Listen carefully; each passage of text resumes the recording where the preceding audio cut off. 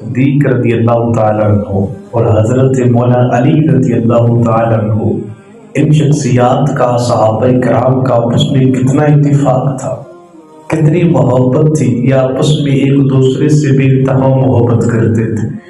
ایک مرتبہ حضرت ابوبکر صدیق رضی اللہ تعالیٰ عنہ اپنے گھر سے نکلے، راستے میں حضرت علی المرتضیٰ سے ملاقات ہوئی۔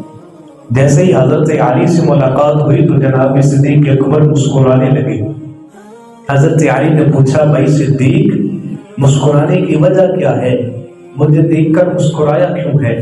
تو جناب ابوبکر صدیق رضی اللہ تعالی عنہ نے ارشاد فرمایا، اے علی، رات میں نے مصطفیٰ سے سنا ہے کہ جنت کے ٹکٹیں علی تقسیم کرے گا۔ تو ادھر سے جب یہ بات جناب حضرت مولا کائنات شیر خدا کرم اللہ تعالی وجہہ الکریم نے سنی تو حضرت علی بھی مسکرا دیے۔ جناب ابوبکر صدیق نے ارشاد فرمایا، اے علی، میں مسکرایا تھا کہ میرے پاس کوئی بات تھی، آپ کے متعلق حضور نے کچھ ارشاد فرمایا تھا، آپ کیوں مسکرا رہے ہیں؟